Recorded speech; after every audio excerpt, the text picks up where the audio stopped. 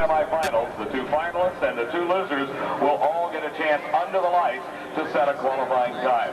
Let's take a look at the pairings, if you will, as we get ready to go with the Pro Stock Challenge. Watch up on the Winston Vision screen. We can show you who races who. The number one qualifier, the guy that is the hottest racer going right now, period, since this race was run a year ago, last July.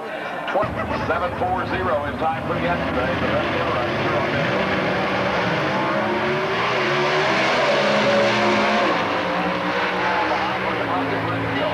This will be an indicator, 7:23, no help.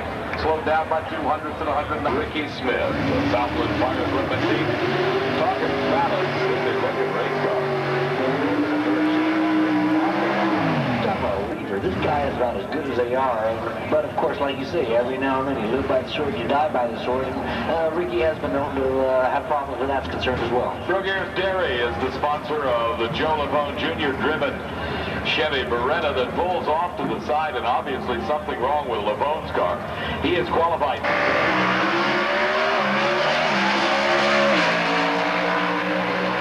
Here comes Ricky Smith, stopping the timers.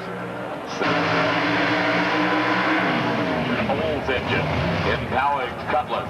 It is a 500 cubic inch rack motor out of the talented shop and the talented brains of David Rare and Buddy Morrison and George Polanis, the crew chief on Bruce Allen's car.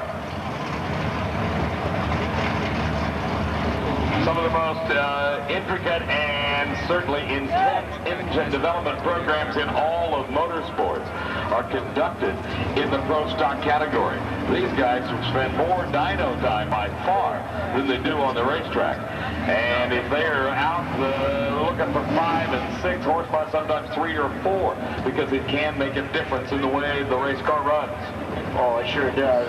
You know, 5 horsepower in one of these cars is magic, and it's just not that easy to get every one of those individual horsepower out of those engines. I tried to give you a while ago a bit of a rundown on some of the limitations. Bear in mind the bodies, though, must start life as an original car body. The steel part around the door frames and the roof and the quarter panel. Then the rest of it is fiberglass, and they must meet the contours and the core.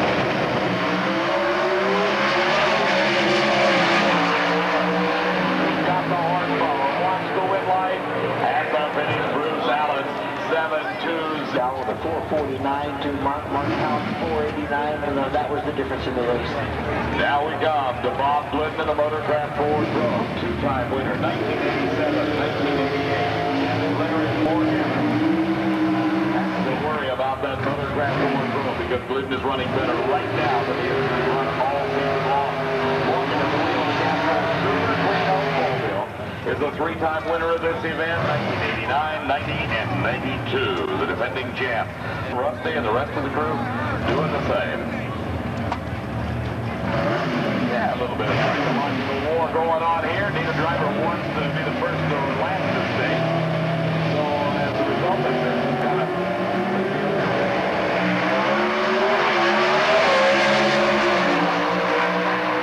at the finish line, Larry Morgan, 7:16 and up.